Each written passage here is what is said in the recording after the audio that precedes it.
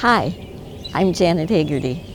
I'm here in a park near my home in Missouri, and I want to share a few ideas from Christian Science about how a higher view, a spiritual perspective, can help us find direction when times are challenging like they are right now, and many people have experienced a loss of employment or a loss of their income. It's lovely here in the park, but one thing about this part of Missouri is it's pretty flat here. So when I've occasionally had the opportunity to visit the Rocky Mountains, I've found it's quite a thrill to be able to take a hike up the mountains. The thing that's amazing to me is how when you reach a pretty good altitude, say about 11,000 feet, but you haven't reached the peak yet, you can look out from this vantage point, and it's amazing what you see. The view is magnificent. You see an unending expanse of sky with the mountain range stretching out all around you, as well as the little towns and valleys with the sparkling streams running through them. This elevated viewpoint allows us to see the big picture. Even though many of us are not in the mountains at this time, we can still find a fresh vantage point by seeking a spiritual view of our existence. And this spiritual view has a tangible impact in our lives. I've experienced it in my life, and I'm going to tell you that story in a minute. I know quite a few other people who have also experienced this tangible effect.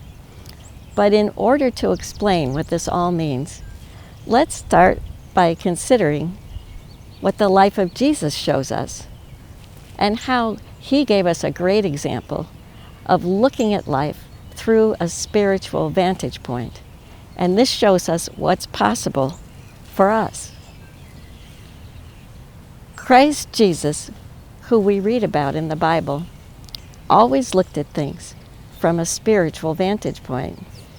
He looked at the world through God's eyes and based his actions on the spiritual view of life that he gained by doing that. Jesus was so full of love. He loved without reservation, and his love showed us the nature of God's love. No matter what someone had done previously, what their station in life was, or what the world thought of them, I think what the Bible indicates is that what Jesus loved most was the spiritual truth about us. He loved everyone the way that he knew God made them, undisturbed, intelligent, infinitely capable, energetic, always at the point of perfection. That's what Jesus loved in those that he met. And his love for them, this spiritual love, often healed them of physical difficulties. It helped them to meet their daily needs, and it brought tremendous harmony into their lives. Jesus also had a clear sense of God and the infinitude of God, the unlimited nature of God. Whereas material things like dollars and cents are always limited in quantity, God is spirit, the Bible tells us, and there's no running out of spirit. Spirit is unlimited, and this implies that God is everywhere and unlimited in power. God is the source of all that is good, and because of that, the good in our lives will never run out. It's unlimited. Jesus had such a clear concept of that. He knew without any doubt that there was always enough, no matter what things look like on the surface. He knew that there was always more opportunity, more supply, more of whatever was needed in one useful form or another. You might remember that story about how he fed more than 5,000 people with the loaves and the fishes. He had only 5 loaves and 2 fishes that his disciples had brought with them to the wilderness place where he had been speaking with these people for 3 days. Well, Jesus, being compassionate, was very concerned that these folks were getting hungry. He reasoned from the vantage point of God, and he understood the infinite capacity of divine love to take these loaves and fishes and to multiply them. He saw them as an expression of the love of God, caring for mankind, nurturing everyone. Jesus multiplied the loaves and fishes. He could see, without a doubt, and he fully understood that God wouldn't leave them without food, without what they needed humanly. And he fed all those people that day. There were many ways, big and small, that he and those who followed him showed that looking at things from a spiritual vantage point can completely change the scene and have a tangible impact in our lives. You know, we can get that same kind of a spiritual vantage point on the world through our prayer. Jesus' whole life was a kind of a prayer. He was always praying and trying to understand what God was doing, what God was knowing, how the power of God was working in us. Feeding the 5,000 was the outcome of his perception of these spiritual concepts. 2 books that help me with my prayers are the Bible, of course, where we can find many more of the explanations and proofs that Jesus did, and a book, Science and Health with Key to the Scriptures, by Mary Baker Eddy. She's the founder of the Christian Science movement, which is what we're talking about today. It's a practical Christianity that people have been practicing for many years and proving how what we find in the Bible is tangibly expressed in our life. This book shows us how a spiritual vantage point brings positive change to our lives today, just like it did in Bible times. Just like today, when many people have had a loss of employment, these ideas can help to make a tangible difference. A number of years ago, I had a job that I really loved, but the job that I had suddenly came to a stop. I loved what I was doing, and I had intended to do it for a very long time. Well, what happened was some people lied about me.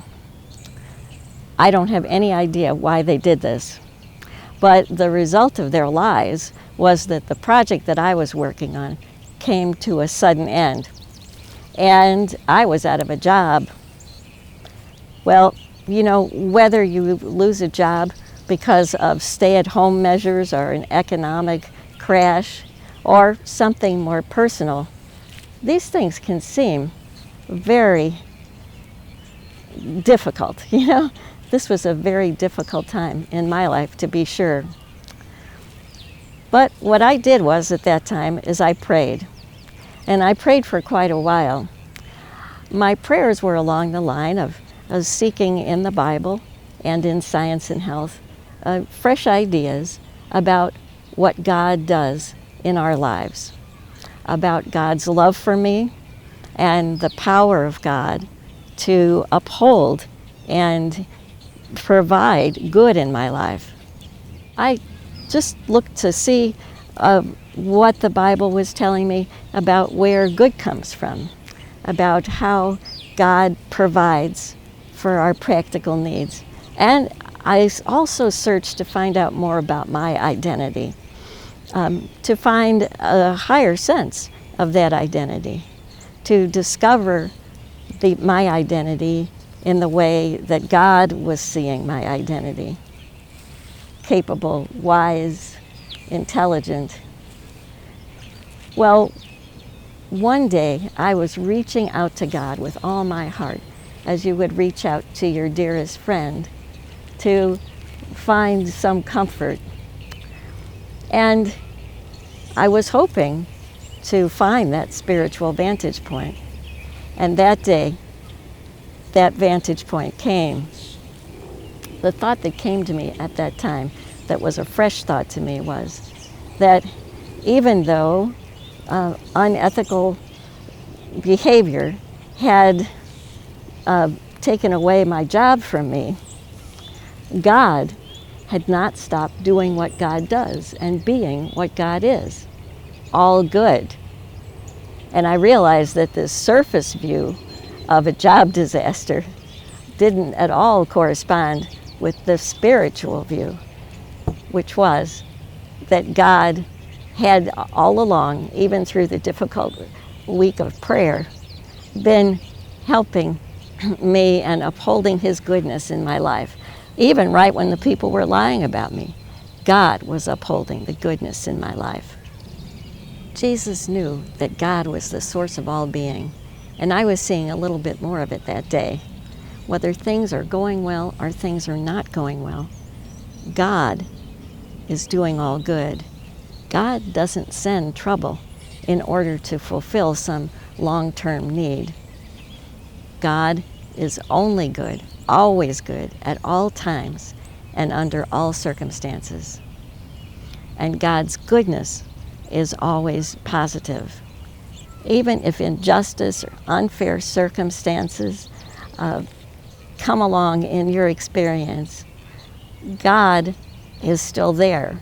And God will maintain the goodness in your life, the power of His love in your life. The spiritual vantage point that I gained that day removed my fear and concern. And though I still didn't know what was up ahead, I knew that there was good up ahead. You know, just like when you've reached that higher altitude in the mountains and you see the incredible expanse of beauty, greater, higher peaks, big blue sky, when you gain the spiritual vantage point through your prayer, you'll be able to see that all is well in your life.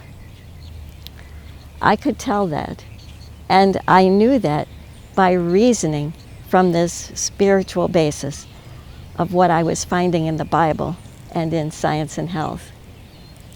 So, even though I didn't know what was next, I did as many normal things as I could do, and I continued with my prayer and paying attention to how my prayer could inform my steps forward. And it wasn't too long before I had a new position. This new job was so much better than my previous position.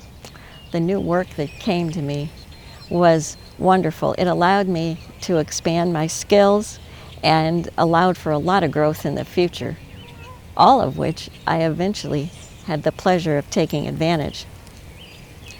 When the thought came to me that evil could never win because God was always going to be God and do what God does, it was a tremendous mental relief to me. And that was really when the healing took place, even though it was a little while longer before I actually had a job. When I looked out from that spiritual vantage point, I felt that even though nothing had changed in my experience at that moment, I knew that it would. I knew that all was well. This really points to the spiritual nature of existence. It's about what God is always doing, and that is reality. Now, this view isn't about how we can get something out there or getting a far-off God to intervene. It's about seeing what God made is the whole of who we are and where our good comes from, that it is the reality. What we are perceiving in our lives has everything to do with what we're experiencing. So the more we perceive the reality of God and God's creation, the more we experience that in our daily lives. You know, to an infinite God, there is infinite opportunity. God has established that as the reality of our being. It's just a matter of us figuratively going up the mountain to get that spiritual view. And when we look around, we see spiritual reality, infinite good, infinite power, forwarding good in our lives. And then it's inevitably seen in our lives expanding from there. This includes everyone. Life is not some kind of an unfortunate game with only a little bit of good to go around. It might look like there's a limited number of jobs or a limited amount of money, but there's no limit to the good flowing from God. And that means that there's some way for that good to take shape in our lives and be experienced, even if it's not in the way that we expect. There's not anything in God's creation that is redundant. Each individual has a place that only they can fill. It's not like we're pre-designated to have certain human jobs, but as we see the fullness of God's nature and our true being in precision and love, intelligence, wisdom, our expression of these qualities is always needed in the world, perhaps now more than ever, because these needed qualities are intrinsic to our identity. We are always in demand. Mary Baker Eddy wrote, "Each individual must fill his own niche in time and eternity." These qualities fill our niche. During many years of her life, through her study of the Bible and her persistent prayers, Mary Baker Eddy longed for a spiritual vantage point from which to view existence. When she found it and faithfully applied the ideas she had discovered, her life was revolutionized, her health restored, her capabilities expanded. The impact of her discovery is still resonating in individual lives throughout the world. She named her discovery Christian Science, and this science explains that the all-good, all-powerful nature of God, illustrated throughout the Bible, is reality. Christian Science shows that God is the source of our being and is the source of all health and holiness in us. And it teaches us how we can prove the presence of this power in our lives at all times.